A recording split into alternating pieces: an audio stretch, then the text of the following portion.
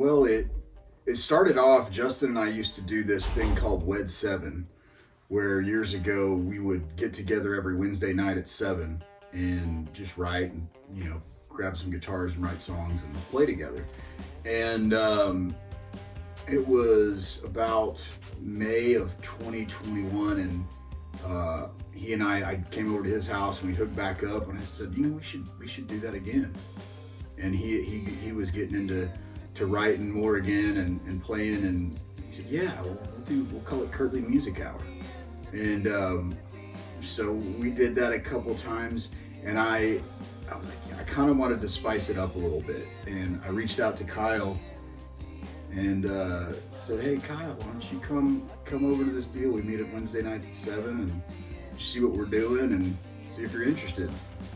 So, okay, that's a good point for you to. So there wasn't the see if you're interested part. It was, hey, me and this buddy, you got a band, come check it out and tell us what you think.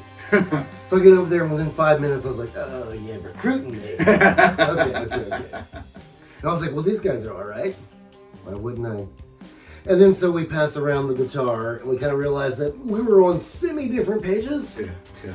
And so I didn't want to infringe upon the story you were trying to write. So I was like, yeah, if you're trying to be like that, it's not really my thing. And you guys really weren't doing what I did. And we're like, wait a second, let's just try something new.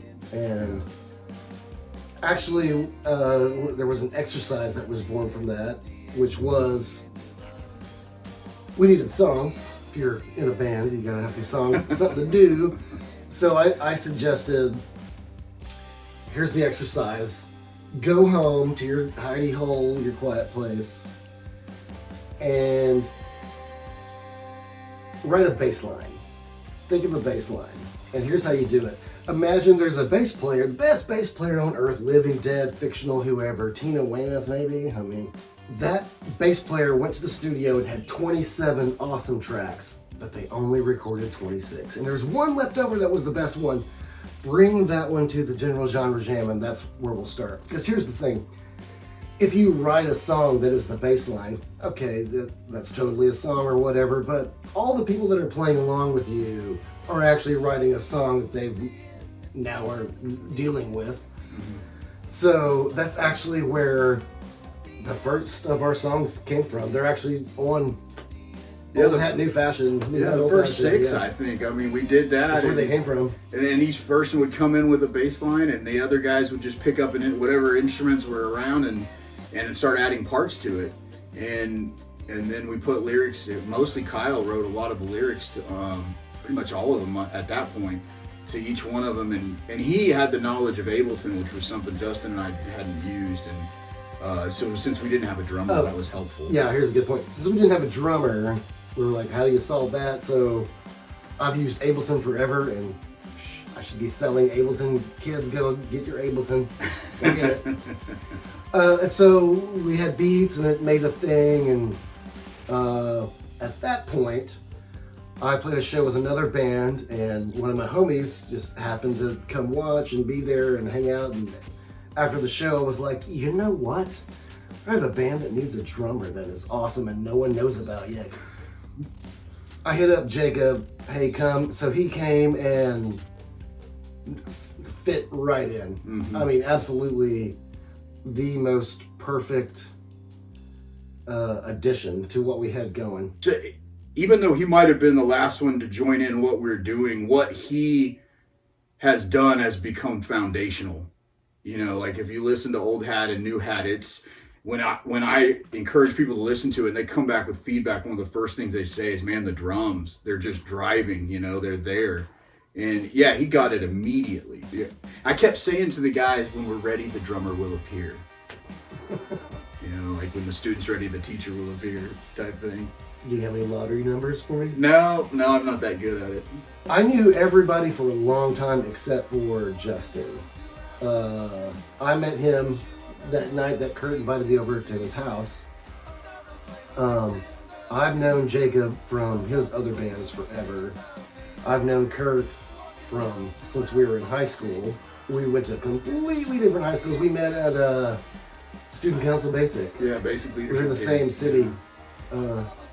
Yeah. Oh, Wada, I think was the name of the town.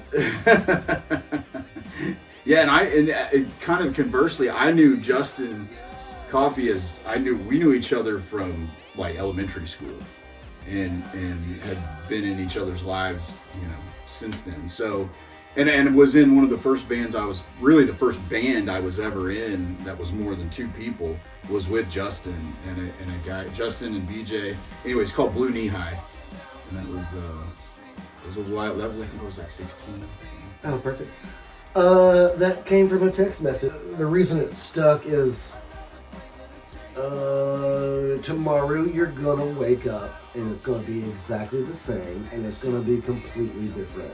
Both ways. That's where old hat, new fashion, and new hat, old fashion comes from. A very concise answer.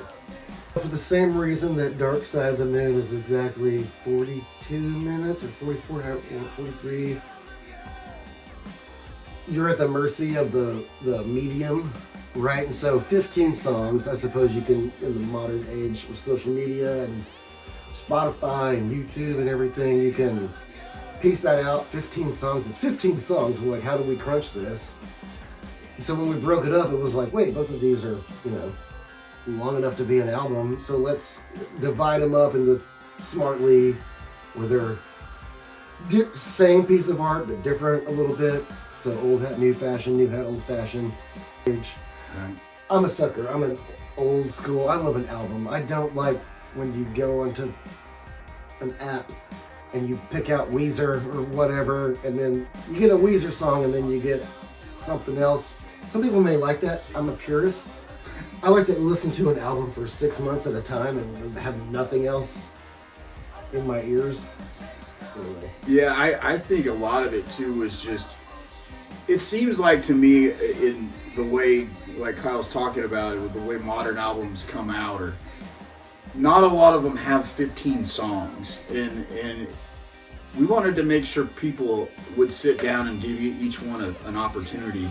And at least for me, it seems like today people's attention is not quite what it used to be. Because there's a lot of things to grab their attention. And so some people, I think, when they see an album, they say 15 songs. Well, I'll give 5 of them a listen. I don't have enough time for 15. But if they see one and it's got 7 and one it's got 8, man, I might listen to both of these.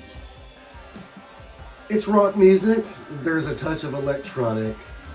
There's a pop sensibility. There is an infinity to it. It's a combination of things that I would want to hear. I've always, I like music that I want to listen to. And so I don't want something so sugary that you can't have more than one. I don't want something so wholesome that it doesn't make you excited. It's like a combination of those things, and it is general genre. It's such a cop-out. But it's also, we're just cutting you off at the pass. We have a genre that isn't general, I suppose. Yeah, I mean, I think for me, I just felt like this, and one of the things Kyle said, he just hits it right at the nail, right on the head. I've been writing and playing in bands for a while, and sometimes solo, but more so than anything I've ever been a part of in my life, this general genre project is the music I would want to listen to. The stuff I write on my own, it's okay. It's just it's not the same. This is what if all the things I've been a part of, I would go, yes, that is right up my stylistic taste alley. And it is a blend of rock and pop and electronic, and it's got sounds that you're like, oh, I've heard that before, but wait, that's completely new. It's that mix of that. Like it seems familiar, yet I've never heard it before. It's got a deja vu to it. Most advanced yet agreeable. This made the aesthetic of the 50s and 60s. Yes. Where Air Force One came from. Oh, I would definitely say so. When I write a song, if it was just up to me, you play the bass, you play the keys, you play the guitar, you write the song, you make a beat, and it's strangely one-dimensional, even though there's all those dimensions. It's one-dimensional because it's out of one brain, and it's so refreshing. Actually, we're doing this recently. coming up with our next album.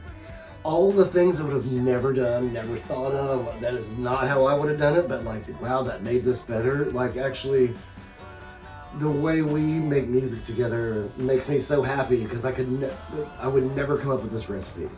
Yeah, I do appreciate it, and like, okay. A funny story about that, like what you just said reminded me when we were recording Apple Street the first time, and I did the low vocal part. Yeah. And you were like, I would have done that. But now that it's there, it has to stay. Yeah. You know?